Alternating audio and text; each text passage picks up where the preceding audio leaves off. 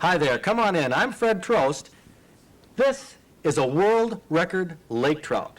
But the guy who caught it right here, Norm Lesperance from Flint, is not a world record holder. Sorry about that, Norm. But he's going to tell us all about it in just a moment because it's Thursday night and time for Michigan Outdoors. From the rugged shore and woodlands of the north, it's history of copper mines and iron ore, the Great Lakes fisheries. To the farmlands of the southern counties, we'll look around again at all that waits the sportsman in the state of Michigan.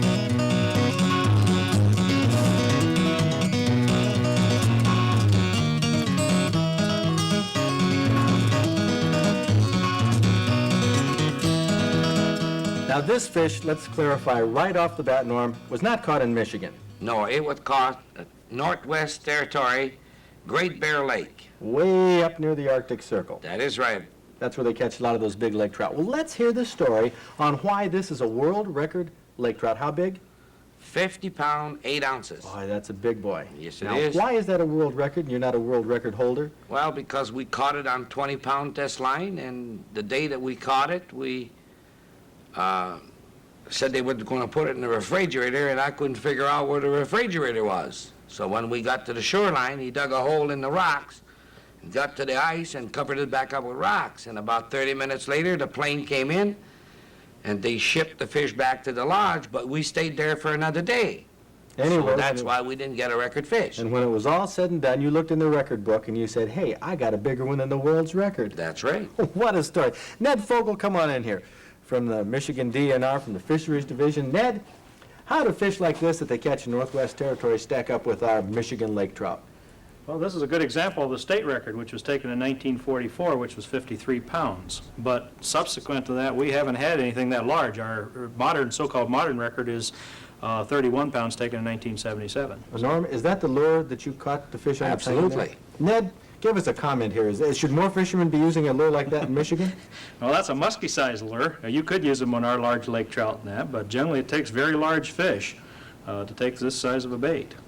Boy, that's something. Do you catch the fish up there in the Northwest Territories right on the bottom? Right on the bottom. And this was what time of year? It was the 3rd week of August. You might as well give a little plug to the lodge there you caught it at. Well, it's Great Bear Lake Trophy Lodge. And probably booked up when fish like this are caught up. You have to get your reservation in 1 year ahead of time. Now, who taught you to fish? Well, a fellow by the name of Don Verhane. Oh, Don Verhane. Come on, Don. The fishing buddy here who says he has all the skill and you have all the luck. Well, he may have a lot of skill, but I've got all the luck for sure. Okay. Don, what do you have there? What kind of fish is that? This is an Arctic char. Now, this fish wasn't caught in the Great Bear Lake. This is a fish that comes out of the Arctic Ocean and comes up the river to spawn. And we take a side trip by float plane and go up and catch these fish. Ned, we don't have Arctic char in Michigan. No, but we have several close relatives. The lake trout and the brook trout are very close relatives to the Arctic char. Why don't we have Arctic char? Why don't you guys at the DNR introduce them for us? Well, these are a fish of very cold water. This is a sea-run char, and they're found only on the northern slope into the Arctic waters. There are landlocked Arctic char, and they do get a little bit farther south, but not as far south as Michigan. Well, you guys have quite a tale to tell. You know, I'd like to invite you down to Outdoorama, which is coming up here February 19th through the 28th, and we're going to have on Tuesday night, the 23rd, Master Angler Night. I know you guys caught this fish outside of Michigan, but you are Michigan anglers. You want to come down to Outdoorama, bring these fish, be on stage? Be more than happy to go. We'd love to. Terrific. Ned, you're going to be there? You bet. Hey, it's going to be a good night, Master Angler Night down there. Congratulations, Norm. Thank you very, very much. In our hearts, you're the world record holder. I know I am, but Don's not. You'll hear more about that at Outdoorama. Glenn Dutterer, how you doing, Glenn? Okay. You bring us more critters on the show here. This obviously is a Baltimore Oriole. A very lost Baltimore Oriole. Well, I'll say they're supposed to be where? Florida? Brazil. This bird is supposed to have migrated to Brazil? He should be in Brazil right now, perhaps getting ready in a month or two to come back to this point, but he should be in Brazil right now in the tropical forests of Central South America. Why in the world would this bird want to migrate to Brazil? Why wouldn't it just stop off at Kentucky or Georgia or Florida Keys? Well, we really don't know. His close relatives, the blackbirds, do just that, and of course the robin does. And the best that we can guess as scientists is that these birds developed in Central South America. This was their point of origin. And a few of them, like the Oriole, have learned to come north to take advantage of the tremendous amount of food and cover that's available in the north during the spring and summer. Well, the obvious question is, why is this Oriole still here? Where did you get it? Well, this Oriole was found at a bird feeder.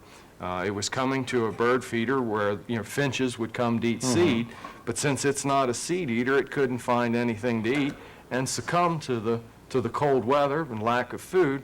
And the person who was at the bird feeder picked it up and brought it in, revived it, and then it was given to us for care. And of course, you can see he just took a bite of some of the food that we have for him.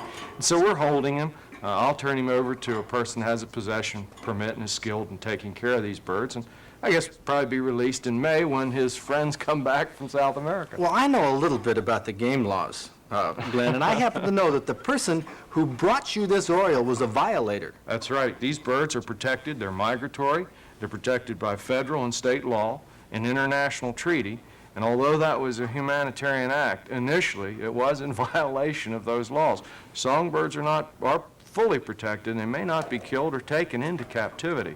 So he's here under special permit. And also you can see he's a wild bird. It doesn't make a very good caged bird at all, and return him to the wild as soon as possible. Now, it is important. We always hear that you should keep feeding birds at your feeder. If, for example, you have a feeder out right now and some seed in the feeder, if you let that run out, are there birds that are actually, their lives are in danger by stopping feeding? Well, yes, it can be, particularly if you're the only one in the area that are feeding birds. One, you've probably kept alive some birds that would have succumbed anyway, and a lot of you birds have become accustomed to coming to your feeder, and so if you would suddenly cease, particularly during severe weather like we're having right at the moment, it could result in a lot of birds dying at that time. Well, there are some species of songbirds that would fly south that do hang around feeders because the food is there. What are those? Well, like bluebirds, for example, if there are berry and fruit trees in the area where they can get some of that, they will stay in the area, as will robins. Some of the blue jays, for example, are migratory, but if there's a sufficient supply of food, they'll stay. And doves, particularly.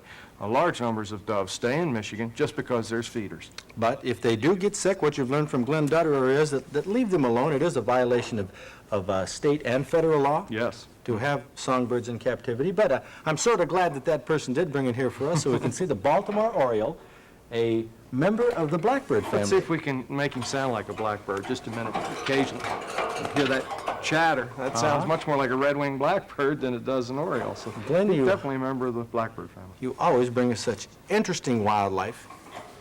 Our wildlife friends here brought to us by Glenn Dutterer. Now let's go over to another friend of Michigan Outdoors that I haven't seen for a while.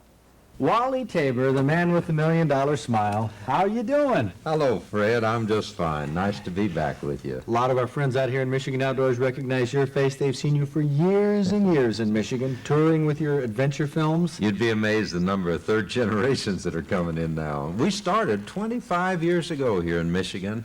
25 years ago, and every year for 25 years we had Wally Tabor safari shows here. And now this month, throughout the remainder of February, you're going to be in a number of locations in Michigan. Why don't we put these up on the screen so our viewers can see where you're going to be and when. Let's go to some of this film you have and give us a little taste of the Wally Tabor safari films for this year. Well, you know, there's lots of interest in archery and black powder, primitive weapons, so I went down to a ranch in Laredo in our film Witchery of Archery with a good friend of mine, Jim Doherty from Tulsa, Oklahoma. And it's the same ranch where I took my audience about 4 years ago on deer hunt. We went down there in the middle of the rutting season 4 years ago and rattled up big bucks like this. And I know people that came to the show just thrilled at seeing these huge bucks. These will weigh 250 to 350 pounds.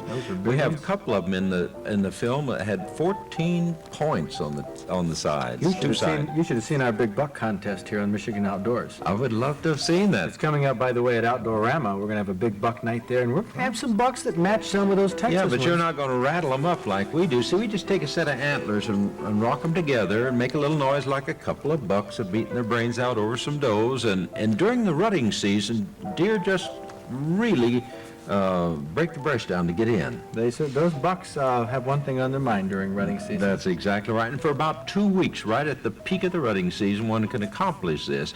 And I made a total film down there. But this particular time, I went down there with a different thought in mind. We were going down there to do some archery.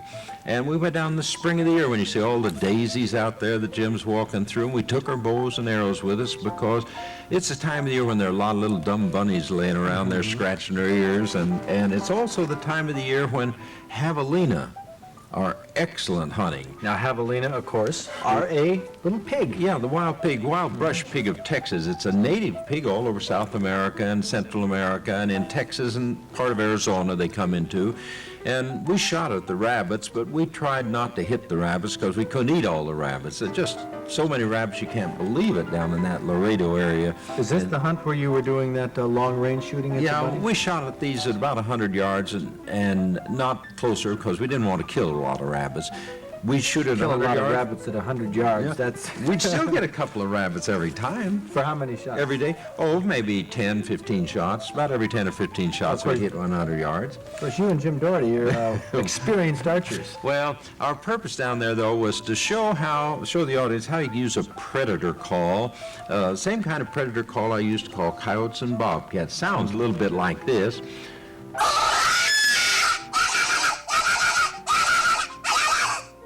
Like a rabbit's guy's tail caught in a ringer. And you'd be amazed, even the deer, they just come flocking in there to see what's happening. Usually you get the does, and sometimes a good-sized buck, but the hawks come in, the owls come in, and coyotes and foxes, they're like the deer when you rattle them up. They just almost break the door down trying to get in. So we have a lot of fun calling critters with the predator call, but most people don't realize that you can call those beautiful javelina like that, and that's about a 40-pounder and about a 60 or 65-pounder. That's about the biggest they get. That's a very large one. And we find an area where we think javelina are laying up in a bush. We get in a good position and blow on the whistle, and they come storming out. And usually when they come out, there's a lot of in-between brush, but Jim makes a beautiful shot on one here. You can stalk them like you stalk a deer, but you don't know exactly where they are, and while they don't see too well, they got a pretty keen sense of hearing and a good sense of smell, and you have to be very, very careful in stalking them. But the easiest way is just find a big matted brush where you think they might be lying up in the middle of the daytime, get yourself comfortable, and then blow on the predator call. And that brings those wild pigs in? It's amazing how they respond to it, and I suppose it sounds like a squealing pig to them. I don't know. It sounds, I never thought of that. it sounds different to everything. Look, that javelina, and that's a beautiful shot. The arrow went through and through him, and Jim had a nice way it's javelina done. very first day. We don't have anything like that up north here. How are javelina to eat? They're excellent to eat. They really are. You often hear them say, oh, they're so tough, but that's when you shoot a great big old, anything is tough. If you shoot about a 40 or 50-pounder, they barbecue beautifully, and they're just like pork. Well, these are the types of things you can learn, folks, at the Wally Tabor Safari Series. You saw the dates and the locations, that fascinating things, the way things are done around the world and in other states. But let's take a minute right now. I want to hear a story. I love hearing about this. You were on Mort Neff's show, the old Michigan Outdoors, many gosh. times. I helped Mort start that show almost. I was there probably the first or second year that he had the show. And we're talking about doing a national version here of Michigan Outdoors to put out to the rest of the country called Outdoors USA. But you and Mort also tried doing a national show, didn't you? You know, that's a funny story. It was a long time ago we did this. We had a pilot all made up. We had the sponsors who were ready to take it, but they had to make up their mind between two shows. That was the Mort Neff National Hunting Show or National Outdoor Show, or a show that never hit the air, and it was called Bonanza. Bonanza. Bonanza. That has a familiar ring to it. Wasn't that something? Which one did they choose? They decided on Bonanza, and it had the longest run, I guess, of any TV show in the air. But maybe if Mort and I had gotten on with our outdoor show, we might still be on. Maybe. We coulda. Well, great, Wally. You've hit a bonanza here with your lecture series. It's I wish you the always- best of luck. I thank you. It's always fun to get back into Michigan. Well, thank you very much. This is the face to look for this month in Michigan Outdoors, Wally Tabor. We know bow hunting is popular all over the country, down in Texas there with Wally Tabor, and even here in Michigan. Tim Eater from Michigan United Conservation Clubs and Ray Rustum, you're down here to talk about something that is I guess, highly controversial in some circles, and that is the crossbow. What is the big deal about crossbows, Tim? Why don't you represent the pro crossbow point of view? Tell me, why are people all upset about this? Well, there's a group of people that want to have a season to hunt with a crossbow. And there's probably a much larger group of people that think a crossbow is a poaching weapon, it's unsafe, it shouldn't be a legal hunting weapon. Ray Rustum, why don't you take what is really the bow hunter's point of view, the people who use the recurve bows and the compound bows. Why are they so dead set against a crossbow season? Probably one of the main reasons is that they feel it's a threat eventually to their hunting season, that with all the advent of these new weapons, especially crossbow, that sooner or later there's going to have to be some give and take on some of these seasons because of the deer that are going to be taken with all these weapons. Well, of course, when the compound was introduced, this bow allowed a lot of hunters to be able to shoot a bow easier. In other words, the letdown, when you pull it back and the pulleys turn over, it's easier to hold back. Definitely. And this has got a lot more people into the sport because they say, hey, it's easier. So the bow hunters are saying, wow, a crossbow here. I mean, this has got to be easier yet. Pull the trigger. Well, also, it's difficult when you say that a lot of the archers came in with the compound. At the same time, we also had a two-deer law that came into effect. And because those two came in within 1 or 2 years of each other, it's difficult to tell which one had more effect on the number of deer hunters which came in. Now let's go to the pro crossbow point of view. Tim, you people, obviously, I won't say you people, but the point of view you're representing don't think that the crossbow is going to adversely affect bow hunting, or do you acknowledge that? Well, no, we don't think, they don't think that. You know, who says that a crossbow is any less efficient a weapon to take a deer than a bow? It sounds kind of selfish. There's plenty of resource. A lot of deer are going to starve this winter. Why not utilize them? Okay, well, maybe the question is, if you look at this weapon, it does have the elements of a bow, very much like a recurve bow, but it also looks amazingly like a gun. Now, some people would say the crossbow should be in with the guns. It's an arrow gun. And other people, I think maybe they want to use crossbows to get into the liberal regulations of the bow season. Right? Isn't that what you feel? That's what the legislation right now is. The Crossbow Association has supported only going during the muzzleloading season, but the legislation that's being introduced right now is to put the crossbow in with the regular, the compound and the recurve bow season. During the bow season. What do you think? What have you heard about the crossbow people? Would they concede to having a special season and being lumped in with, say, muzzleloaders? Yeah, they would, and that's the MUCC position. The compromise would be to put it in with the muzzleloaders, a 10-day season. It's a shorter season, and any deer shot with a crossbow under this compromise would be tagged with a firearm deer tag. Thereby, the count would go down on the firearm tally rather than in the bow tally. Well, we'll see what the bow hunters have to say about this, and the crossbow people at Archery Night, which we're going to have at Outdoorama Monday night, February 22nd. We'll have Alex Jetway and a representative of the Michigan Bow Hunters Association who will debate this. You fellows, of course, are just sort of representing the points of view. But that's going to be on Archery Night. What else are we going to have on Archery Night?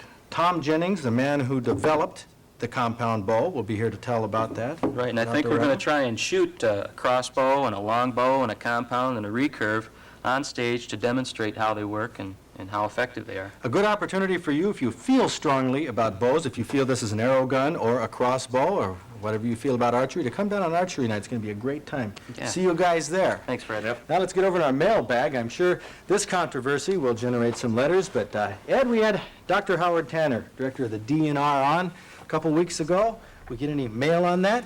Sure did, and I was surprised, and I think you were too, that most of the mail we got was positive. A lot of media has had some critical comments to make about Dr. Tanner, but our mail didn't represent that. Like this one from Lansing. The DNR is taking a bum rap. This agency has done a remarkable job in stopping the gross pollution of our state's air, water, and land by industry. We should all get behind Dr. Tanner and the DNR and show them our thanks for a job well done. And from Bay City. I remember how it was in the 1940s and 1950s. Game and fish were on the decline. Rivers, lakes, and streams were polluted. The air was dirty. Under the leadership of Dr. Tanner and Ralph McMullen before him, things were turned around. We have the most outstanding freshwater fishery in the world with the Great Lakes salmon. Deer hunting is better than ever. I've hunted since 1937. There is public access to hunt farmlands. Factories have been fined millions of dollars for pollution and have cleaned up their act. Sportsmen should support the DNR strongly since the DNR has done so much for us. From Flint, during Dr. Tanner's tenure, we have had salmon brought to the Great Lakes, royalties from oil leases, a larger deer herd, better state parks, cleanup of toxic waste dumps, cleaner air and water, etc. Maybe we need more B-, C+ grade administrators who can perform like this instead of being professional bureaucrats. From Diamonddale, another support letter. We in Michigan are fortunate to have the finest resource management and environmental protection agency in the nation looking over the precious natural resources of Michigan. The DNR is recognized by the vast majority of the citizenry as a great public service agency. Critics of the agency have no basis for their complaints. But Dr. Tanner did receive some complaints from Newberry. To say the DNR has its fingers in too many pies is an understatement. Trail maintenance, environmental protection, poor management practices, the state fairgrounds, the list goes on and on. All of the above-mentioned items detract from the original purpose of the DNR. That is, the protection and upholding of game and fish laws and intelligent game and fish management. I truly believe that now is the time for an independent fish and game department, financed solely with license fees with no interference from that ever-growing and now bloated bureaucracy, the DNR. Nearly every western state has a separate fish and game department, and they appear to do a heck of a good job. Well, that's our letters, and of course, Ed, we here at Michigan Outdoors are highly involved in Outdoorama, and Dr. Tanner will be down there on Friday night, which is Michigan Outdoors Night. I'll be there. And Dr. Tanner will talk with the public, have sort of a press conference to answer questions, criticisms about the DNR. Now we're going to go over to a new part of our Michigan Outdoors cabin, brand spanking new. We've been waiting for this for the past 15 weeks. This is our kitchen. We've been doing recipes on film, which were, maybe a couple years old, but now we can do them right here in the kitchen. You're going to want to bring a pencil and a paper each week. We're going to do things like, learn about knives. There are a lot of cleavers and things that might be a little big for the job. There are things like skinning knives and boning knives and filleting knives. We're going to have experts talking about this. We're going to be using these here in the kitchen on different types of fish and game. Here's one of my favorite knives right here for chopping. I'll just tell you for a second right here, a lot of people try to chop onions and lettuce and things with maybe a paring knife like that, but the trouble is you can't get down and chop right against the cutting board, but you can with a knife like this. I highly recommend a chopping knife. We'll be using a lot of this on Michigan Outdoors. And one of my favorite harangues is keeping a knife sharp. You got to do this. You can use a carborundum stone like this and sharpen it every now and then. It makes a lot of difference whether you're slicing tomatoes or cutting up pheasant or whatever. A handy little item, if you don't like to go through that with a stone, is to get one of these little rollers. And you can sharpen the knife on both sides, a couple strokes like that, and then a steel will put a fine edge on it. Well, we're going to learn all about this using knives, recipes. Bring your pencil and a piece of paper on Michigan Outdoors, and we'll show you lots of good things to cook, fish and game recipes. Right now, you're going to want to take a pencil and a piece of paper, maybe jot down some places where you can catch some trophy fish from our trophy report.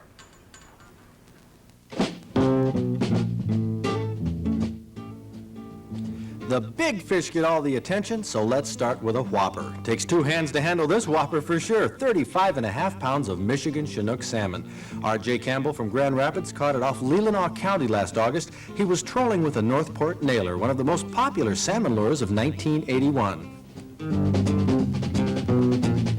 The Leelanau area and Platte Bay are favorite hot spots for Great Lakes brown trout, but here's one that went after a rebel lure that Ken Fox from Port Huron was casting in the St. Clair River.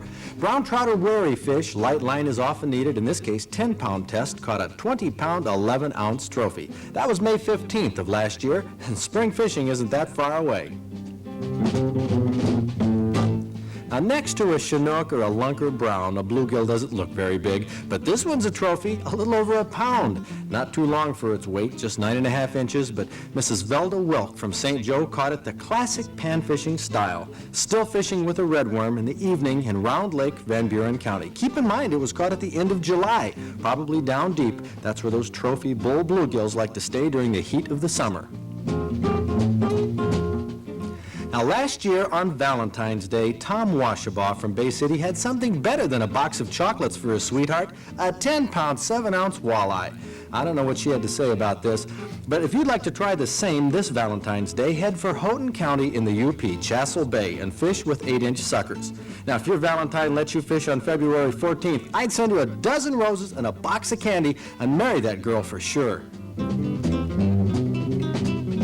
And now our master angler of the week has got to be Jeremy Harvey. The perch he caught still fishing with wigglers up in Kate's Bay off Delta County is trophy enough, nearly 2 pounds. And that was 1 year ago last weekend. But Jeremy, so far, is our youngest master angler of the week. He's only 5 years old. And that's our trophy report for this week. Banquet, the tickets, you should be there. It's a benefit for Michigan Outdoors, and we'd love to see you. Have a good weekend. We'll see you next week. Funding for the preceding program was made possible in part by a grant from Farm Bureau Insurance Group and its agents throughout Michigan.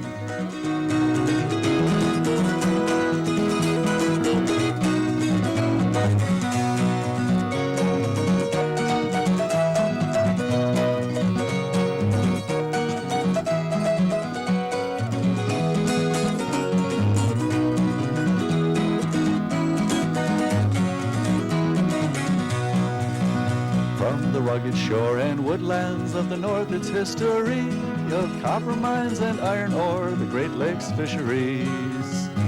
To the farmlands of the southern counties we'll look around again, and all that waits the sportsman in the state of Michigan.